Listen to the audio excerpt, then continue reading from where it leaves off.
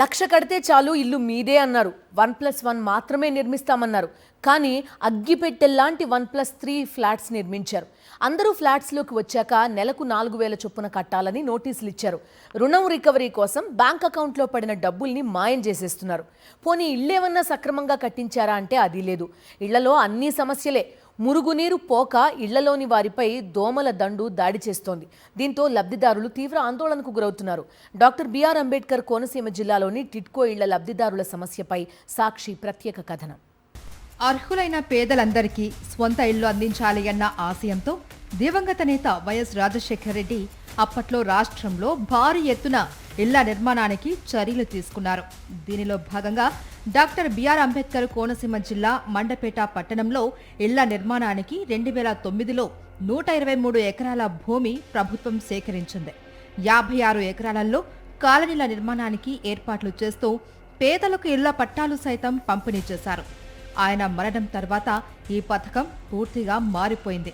2014లో అధికారంలోకి వచ్చిన టీడీపీ ప్రభుత్వం లబ్ధిదారులకు ఇచ్చిన 2000 ఇంటి స్థలాల పట్టాలను రద్దు చేసింది. తర్వాత అదే స్థలంలో టిడ్కో ఇళ్ల నిర్మాణం చేపట్టారు. అప్పట్లో G+1 ఇళ్లు తామే కట్టిస్తామని టీడీపీ ప్రభుత్వం హామీ ఇచ్చింది.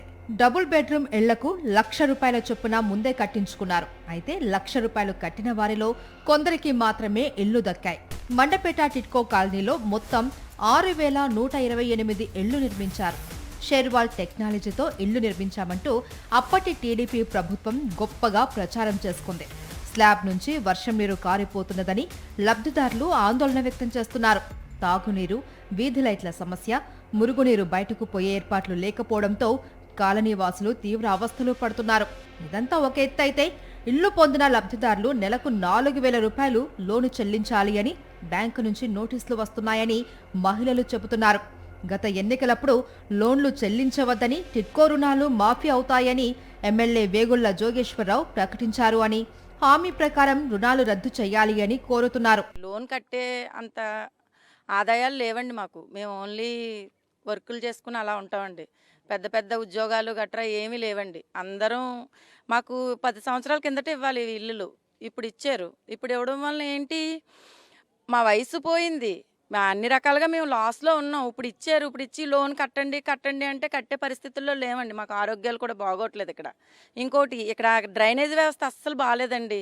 వాటర్ అస్సలు వెళ్ళట్లేదండి. అక్కడ వాటర్ అక్కడే ఉంటుంది. ఇప్పుడు చేస్తాం అంటేనే కదా మేము ఇక్కడికి వచ్చాము. ఆవేళ అలాంటప్పుడు ఇప్పుడు మమ్మల్ని ఒత్తిడి చేస్తే మేము తిన్న తిండి కూడా మాకు భయం వేస్తుంది కూడానండి. అందుచేతన మీరు మా ఎంత దయించి ఈ రుణమాపిడి చేయమని నేను ప్రార్థించుకుంటున్నానండి బాబు ఆ మంత్రి గారికి.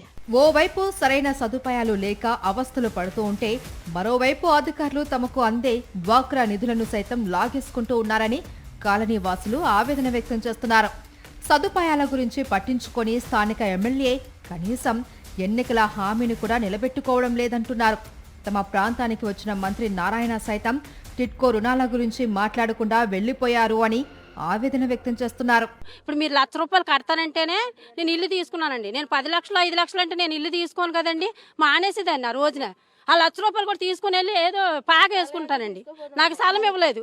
పట్ట కాగితం ఇచ్చారు, ఆ పట్ట తీసేసుకున్నారండి. కాగితం ఇచ్చి తీసేసుకొని కాగితం ఇచ్చి మీకు ఈ డబ్బాలు కట్టేసి మాకు అప్పు చెప్పేసి ఇప్పుడు 5 లక్షలు కట్టాలి, మీరు 8 లక్షలు కట్టాలంటే మేము ఎక్కడ తెచ్చి కడతామండి? టిడ్కో హౌస్లోని 1+1 ఒకటి పైన ఇంకొకరు వేస్తారని చెప్పి వాళ్ళ కోపంలో పట్టాలని టీడీపీ ఆఫీసులు తీసేసుకుని ఈ 6 రోజుని ఒకరిపై 3 వేసి నరక యాతన ఇబ్బంది పెడుతున్నారు. ఇక్కడ 6,000 టిడ్కోలు కట్టడం జరిగింది.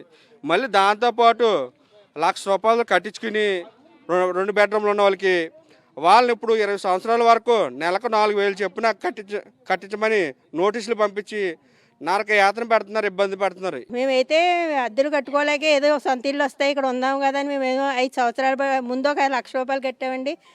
కట్టిన 1 సంవత్సరంలోనే ఇల్లు ఇస్తామని 5 సంవత్సరాలు 6 సంవత్సరాలు చేశారండి. పోనీ ఎప్పుడు ఇచ్చినా సొంత ఇంటికి వెళ్ళిపోదాం అని చెప్పి ఇక్కడికి వచ్చామండి. పైన ఏదో 2 అంతస్తులు వేస్తామన్నారని 4 అంతస్తులు వేశారు. పైకి ఎక్కి దిగలేకపోతున్నాం.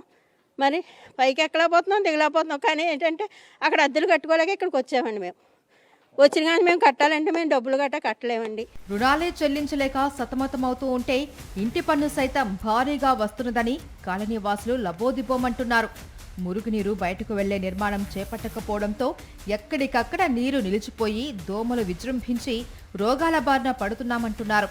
ఇప్పటికైనా ప్రజాప్రతినిధులు స్పందించి తమ ఇళ్ల రుణాలు రద్దు చేయాలి అని, కాలనీలో మౌలిక సదుపాయాలు పూర్తి స్థాయిలో కల్పించాలి అని కోరుతున్నారు.